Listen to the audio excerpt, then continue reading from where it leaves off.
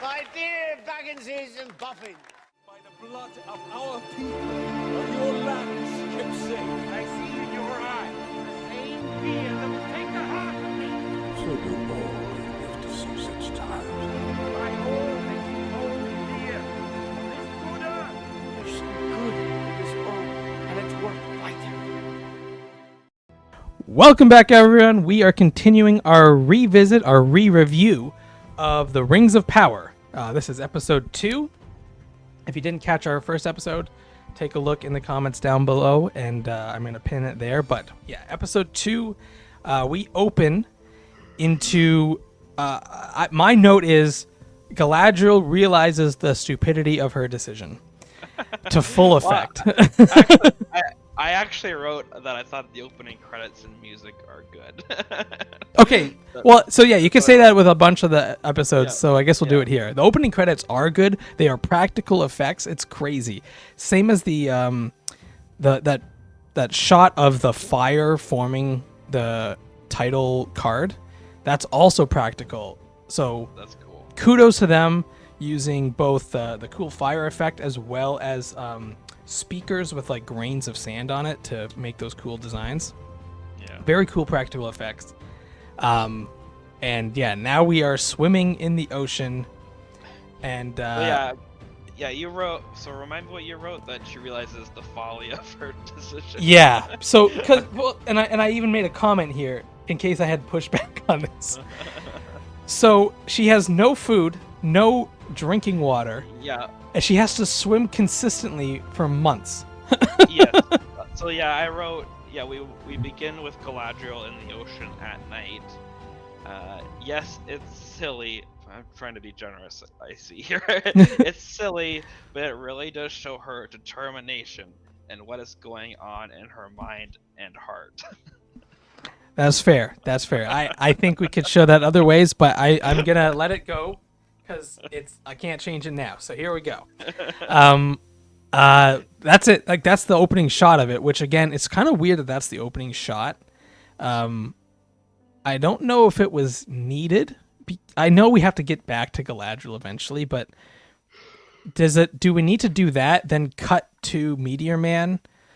You know what I mean? Yeah. Like, could we not have started with Meteor Man?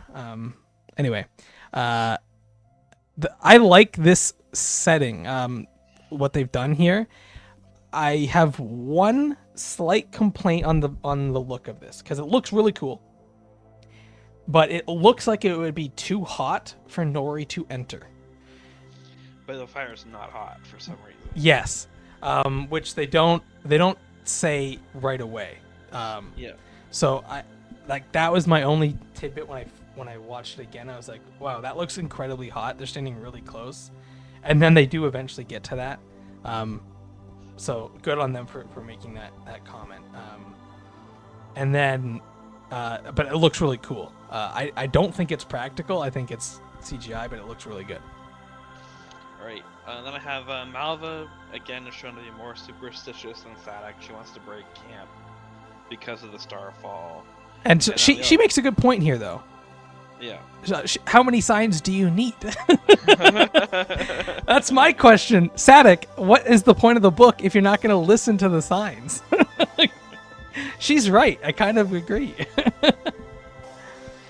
And then we learn that, like, Nori has kind of a sense of grandeur about finding the stranger. She's Yeah. like, I was meant to find him. Mine, my own. It came to me. Yeah. Oh man, you took it. You took it in a silly direction. I was taking it. I mean, not silly, like in a deep, dark direction. I was taking it more in like the scene where Frodo and Sam are kind of joking about maybe there'll be great songs sung about us someday, and Frodo's like, I want to know more about Sam. That's where I kind of took it, where it's kind of got Well, that like. I think they earned their sense of grandeur at that point. True. I agree. I'm just saying that's where I thought maybe she was going with this. Like, I'm gonna save this Meteor Man and be a hero. Like, like she wants songs sung about her or something. I don't know. And also like Sam and Frodo, they're trying to pump each other up. It's not like Sam's like talking about it. It's not Frodo and Sam talking about the self. It starts with Sam talking about Frodo first. True. And then Frodo be like, "Hold up, no, Sam, you're important too." You're right. You're right. There's actually a lot of humility there. You're right. There's none of that here. You're right. Why did I even think about that? It's not even comparable. My one thing here is I do like this concept that they're going for. They just linger on it a bit too much. So Poppy has already confronted Nori about this multiple times throughout this entire multi-scene event taking place with the Harfoots. And the question is, Nori, why are you doing this? He's a stranger. Why are you obsessed with this? And yeah, they have no like hospitality in their culture. but the thing is, Nori has like answered the question already. To your point, she's like, I feel it's my obligation, and then they save him. They bring him up with a wheelbarrow, which is a hilarious scene, and then they ask her again, Nori, why are you doing this? And it's like, we've already been here. We've already established Nori thinks this is her duty, and if you can't get on board, then you can get out. And then Poppy is like on board. And so to your point, we talked about, it seems like this is setting up Poppy to be the reluctant adventurer alongside Nori. Yeah. But we'll get there. Is there anything else to this Harfoot scene that you have? I didn't write anything. Nothing noteworthy. Right. So that's what my whole point was. Like, I actually like what this scene is doing, and I like little bits throughout it. But it lingers on the same, like they keep saying the same dialogue over and over, which is Nori, what's wrong with you? So it's a bit redundant. Yeah. Dragging. So we're at Hordor, and again, there's fissures in the earth. There's no bodies, no wounded. There's a passage under the house, and Arondir is gonna go check it out because he's a go-getter, and Bronwyn's gonna head back and warn the village to flee. Yeah. So I wrote, it's sad our interspecies couple is separating. And then I wrote, he must go into the tunnels, and somewhere a dwarf is cursing that an elf is going underground. I think this is, I can't tell if this is a good move or not. So obviously we know what happens here, but in the moment, I'm trying to figure out, like, I get his point of view. It's his job to investigate these matters. But this town is all decimated and it's creepy. Like, shouldn't he go and get backup? Like, yeah, I guess that's not how elves think. No, they think they can do it on. Each one thinks that I can do it. Yeah, army of one. and I mean, like, as we've seen with like Aragorn and stuff, like these kind of like ranger type guys, they're very singular solo adventure type guys. They don't go in groups that often, so I can see that. It's just, I'm looking at this tunnel going, this is some creepy stuff. I don't know if I'd go down here. Yeah. So I think we're, what's the name of the town with Celebrimbor? Eregion. They're in Eregion, and Elrond is looking at Feanor's hammer, and I kind of got parallels to like Boromir. Yes. Like both looking at the ring, because he's like, strange that so much, the dialogue that goes on there, because he's saying strange that so much beauty could have been made with that hammer. And also got a bit of shards of Narsil going on there, like he likes that there's an artifact. And Celebrimbor has a bit of an ego thing going on here too, right? So he says something along the lines of like, I wish I could have like touched as much people as the creator of that. And then Elrond's like, you've touched me in the hearts of many elves. And Celebrimbor is like, I have something even bigger in mind. And it's like, whoa, wait, what's this guy is this guy really wants to shake things up. But to his credit, I actually like his train of thought where he says, I think he says like, we elves have brought so much war to this land. I want to leave it with beauty. Which, you know what? I like it. And this scene is one I criticized in the past because of the actor. I actually I completely reversed that. Someone go, re-edit my other video and put that in, because I think this is a good scene. I think the actor did a good job here. I was just caught up in the fact that I didn't like this actor at first. I think he does a good job in this scene.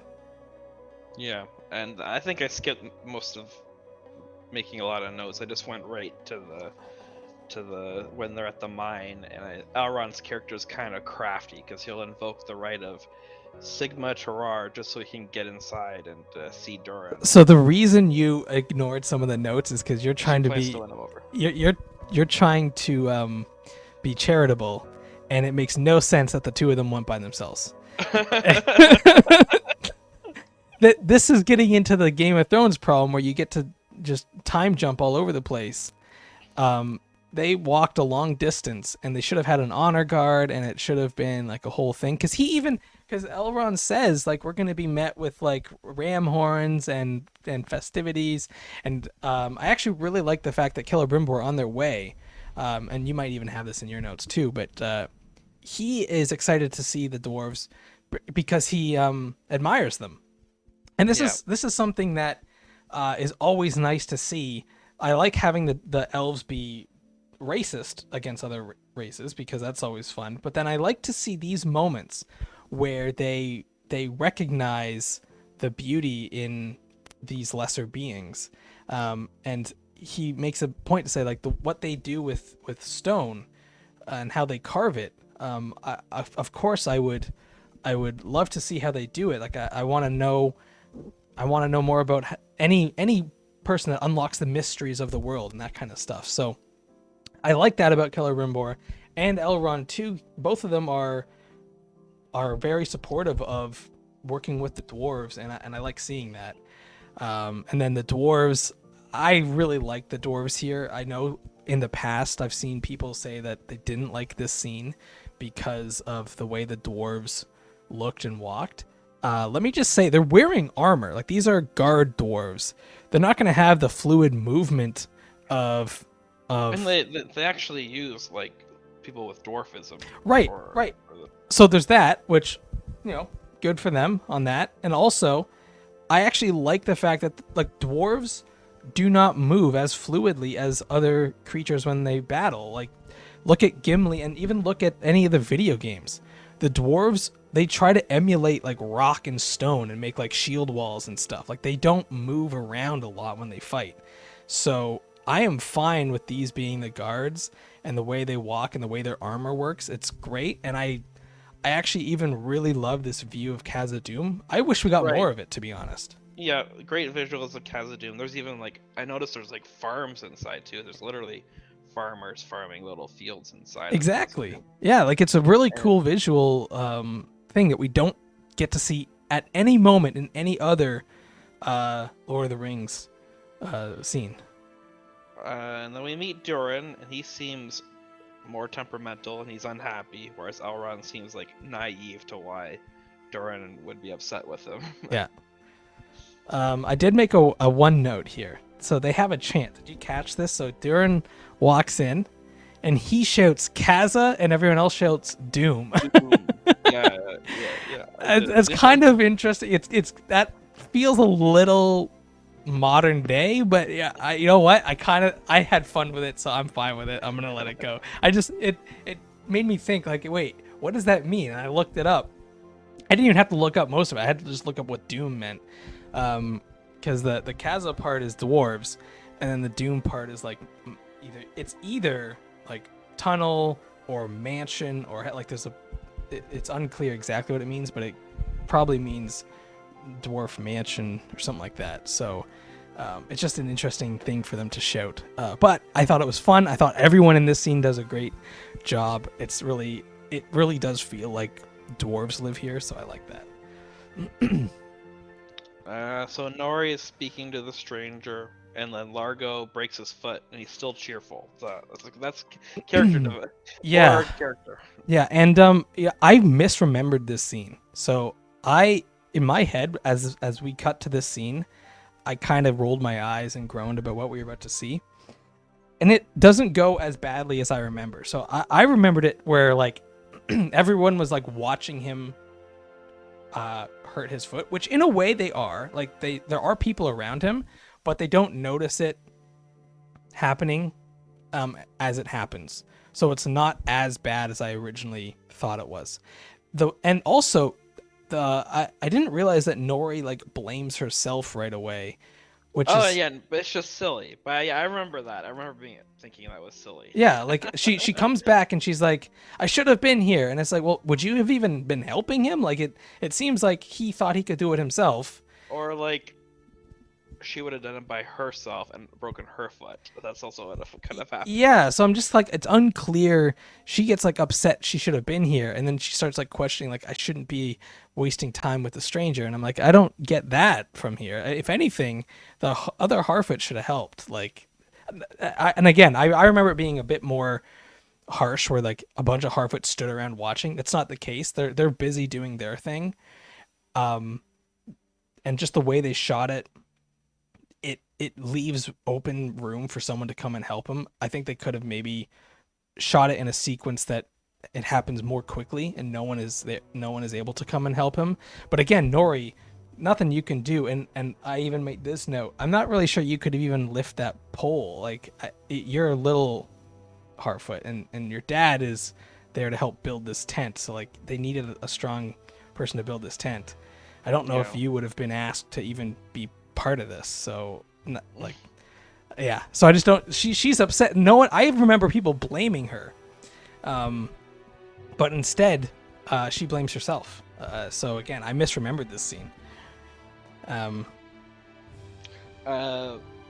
Poppy stands up to Malva when she starts talking about Largo not being able to migrate. Like Poppy's like, mind your beeswax or something like that. Does she say mind your fire? Yeah, she said mind your something. Yeah. I didn't actually write it down. I thought I heard mind your fire, and I'm like, I don't know what that means, because like the Harfoots don't have an established cultural thing around fire yet, not that I know of. So I'm kind of confused. At least the dwarves can get away with a lot of their lines that might not land by saying it's dwarven culture and we haven't really seen it, and if they're gonna make references to mountains or whatnot, you can kind of see it. The Harfoots though, they struggle from like, it's unclear what their culture is exactly, so when they say lines like that, I don't really understand what that means. But yeah, we're back with Galadriel. Yeah, we meet Halbrand. So this is the first time we're seeing Halbrand. Luckily, she stumbled upon a raft so she could rest, though. Yes. And there's also the worm. I wrote Leviathan. But Yeah. They Call it the worm, yeah, either way. And then we have the looks can be deceiving line. Oh, you picked up on that too, so I hinted. I was a little on the nose.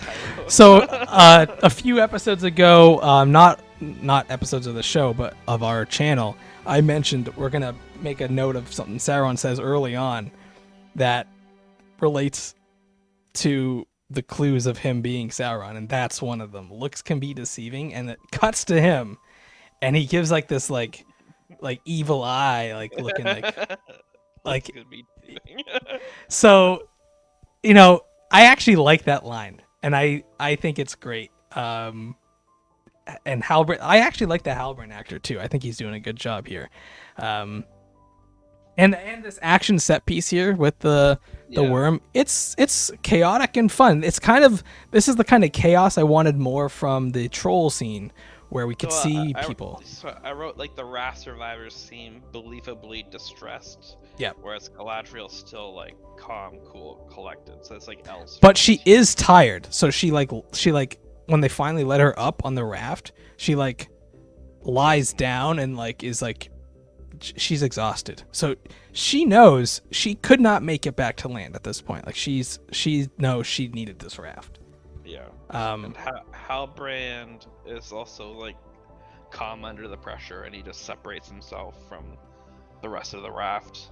Yeah. So maybe that that goes to him like maybe not being quite human, I guess, because most humans would panic. Yes. And there's something. I mean, I mentioned that like, is it maybe a clue? Like, so the fact that Halbrand survives, and he survives in almost a nonchalant way. like, oh, I got my second raft over here, and I'm just gonna paddle around. Is that because he can kind of control or like talk to the I don't worm know. and tell it to leave? Because he like it doesn't come back for his little raft, and it's now just gone after eating a couple people. So Yeah, it doesn't come back, does it? no, so maybe maybe there's another clue there.